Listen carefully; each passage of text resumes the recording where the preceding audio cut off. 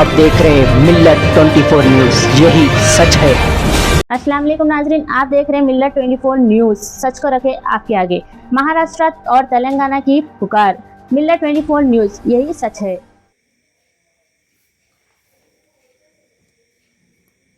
दोस्तों, अजीज साथियों, मैं advocate Sheikh Altaf Ahmad, Indian National League party का महाराष्ट्र प्रेसिडेंट हूँ।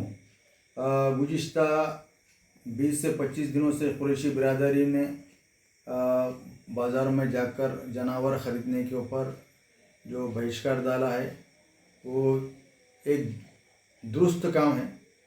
और उसी के बाद में कई संगठन, कई पार्टी, कई लीडर अपने अपने तौर पे इसमें काम कर रहे कि आने वाली दुश्वारी और क्या अभी चालू है इसके ऊपर अपने कुरैशी बिरादर ने अपना मेमोरेंडम के ज़रिए गवर्नमेंट हुकूमत को अपना वक्तन फ़ौक्तन मेमोरेंडम दिए, धरने दिए, आंदोलन करे।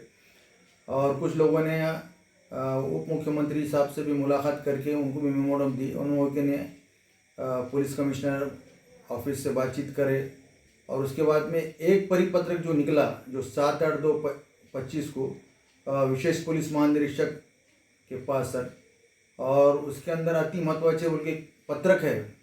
तो इस पत्रक के अंदर का मजमून क्या है, कायदा क्या बोलता, इसमें ये कि नहीं कुरैशी बिरादरी का फ़ायदा है, नुकसान है, व्यापारियों का फ़ायदा है, नुकसान है, इसके बारे में ज़रा आपको मैं मेरे तौर पे मैं जितना इसमें स्टडी कर रहा हूँ, जो जानता हूँ, आपके सामने रखना चाहता हूँ। देखिए कि 7/8/2025 के परिपत्रक में अति महत्वाचे बोल केवल लिखा है तकरारदार अर्ज शकीर शेख कुरैशी, इनका एप्लीकेशन था 41/2015। उसके ऊपर उन्होंने अपना परिपत्रक में कारण मीमांसा बताया।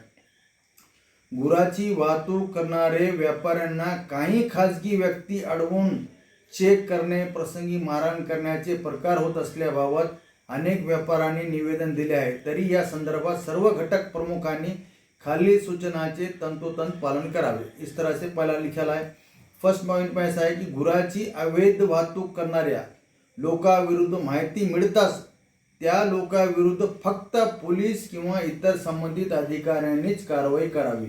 यानी इसमें ये क्लियर कर दिया वाला है कि अगर ये जानवरों की अगर कोई भी अगर वाहतूक करता होगा तो उसके ऊपर कानूनन पुलिस अधिकारी को कार्रवाई करने के अधिकार है।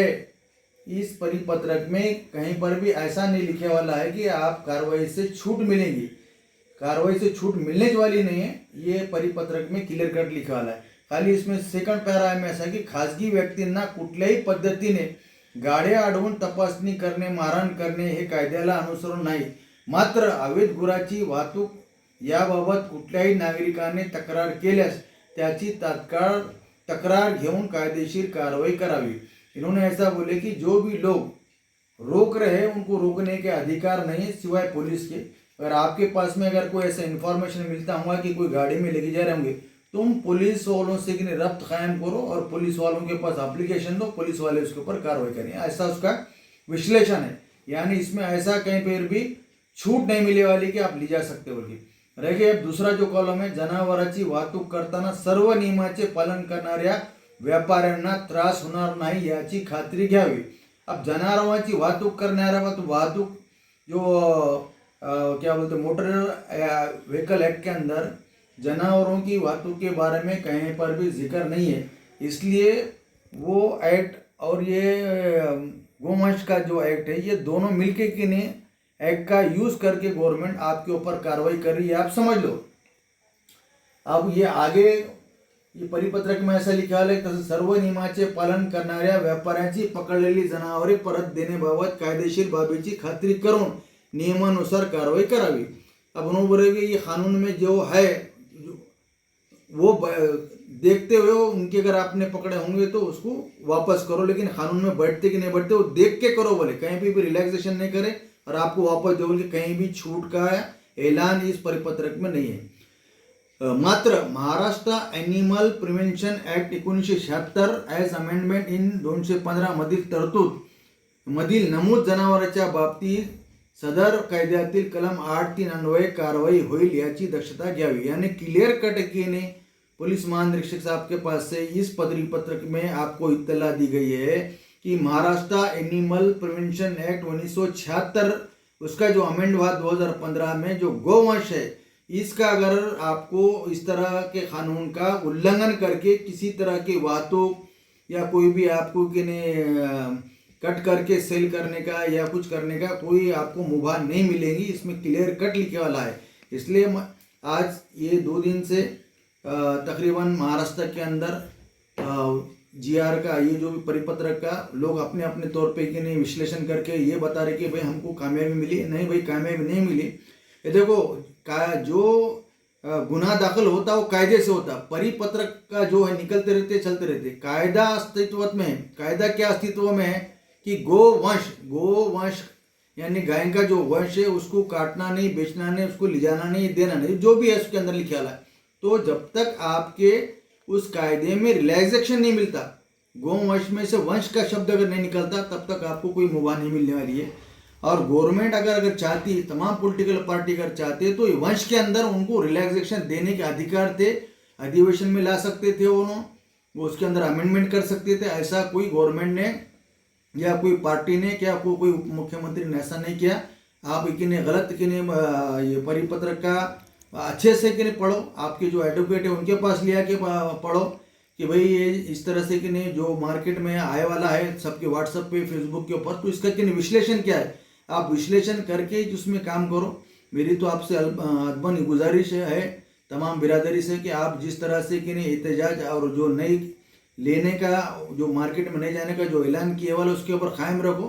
इंशाअल्लाह महीने 2 महीने के अंदर जिनके जानवर नहीं बिकेंगे वो खुद कि नहीं गवर्नमेंट के पास पहुंच के आपको वंश का शब्द निकालने के लिए मजबूर करेंगे। तो आप जितने दिन रुके वाले थोड़ी दिन और रुकिए, इसके अंदर किसी का फायदा होने वाला है या नुकसान होने वाला वो नहीं देखते हुए, जब तक वो वंश नहीं निकलेगा, एक्ट में तरमीम नहीं होंगे, जब तक कायदे में तरमीम नहीं होंगी, अब तक आपको कोई रिलैक्सेशन नहीं मिलने वाला है।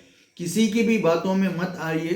एक बार ये परिपत्र को महासंचालक साहब के और कायदे को, कायदा और परिपत्र 2 बात अलग अलग है कि ये आप पहले जान लीजिए, नहीं तो ऐसा कोई भी वो कर देंगे कि भाई वो निकले वाला है और आप के नहीं गाड़ी में डाल लेके अगर लेके चले जाएंगे और कोई कंप्लेन कर देंगे तो आपके ऊपर यकीनन कार्रवाई होंगी। आप बोलेंगे नहीं व्हाट्सएप पे आ गया, ये ऐसा लिखे वाला था, ये पुलिस महासंचालक का परिपत्र, उसका कोई कि नहीं मीनिंग इसके अंदर नहीं है। और उन्होंने भी इस परिपत्र के अंदर कानून की बातों को उजागर किए वाला है और ये कहा कि भाई कानून में आपको जो इजाज़त दिए वाली है वो आप काम करो, उसके अलावा मत काम करो। तो इसमें 2 बातें अलग अलग है।